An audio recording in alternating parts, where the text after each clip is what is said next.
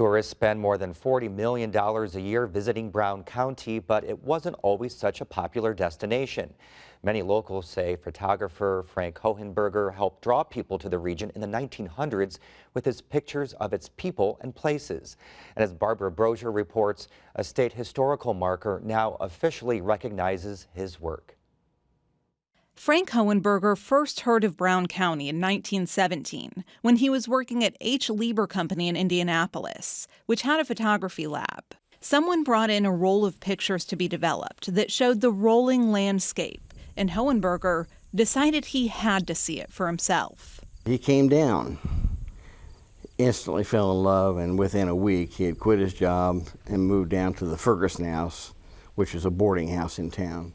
And he lived there for several months till he got settled and got to know everybody. Buzz King grew up around Hohenberger. They even shared the same birth date. His father and uncle drove the photographer all over the region to help him capture his famous pictures. Every once in a while he'd look, and then when he thought it was just right, he'd get up, pull the dark slide out, snap a picture and go. And what he was doing was he was waiting for the sun to be just right, so the shadows added to the picture.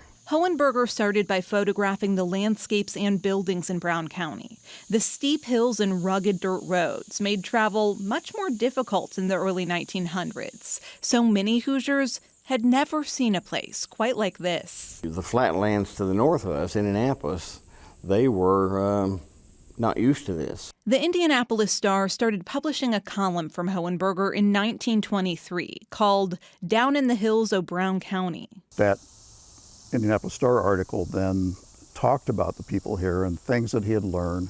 I think it sounded like he talked to Allie Ferguson and others about the gossip and then printed that in the Indianapolis Star, which sometimes angered some of the local people, and other times I'm sure they were probably flattered by what he said. It wasn't done in jest. Hohenberger was enamored with the people here.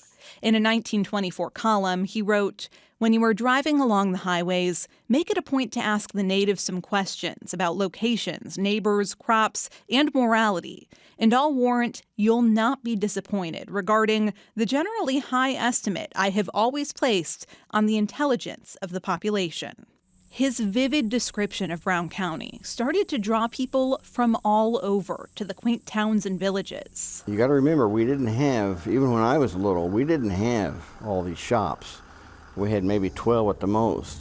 People didn't come here to go shopping like they do now. They came here to look. Many credit Hohenberger's photos with helping drive tourism to Brown County, which is now a multi-million-dollar industry. Visitors will find his photos proudly on display throughout town. And now a historical marker officially recognizes his contributions to the community. His timeless black and white photographs will be viewed by millions of eyes in wonderment and awe, and always associated with Brown County, Indiana. The marker sits in front of the Nashville house, which Hohenberger captured in several of his photos. Locals hope it will expose visitors to his work, which they say helped make Brown County what it is today. Single-handedly, he's one of the people who put Nashville and Brown County on the map, not just in this country, but internationally. I don't know that there's a legacy of photography in Indiana that could even come close to equaling Frank's contribution. 9,000 plus. I think there's actually a lot more than that. Those thousands of photos tell a story of just how much things can change over the years, while others remain the same.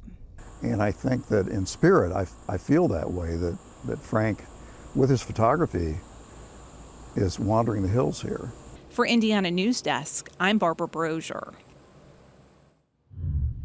Indiana University's Lilly Library digitized more than 9,000 of Hohenberger's photos, which you can find online. Hohenberger actually wanted his archive destroyed, but IU President Herman B. Wells reportedly convinced him to donate them to the university instead.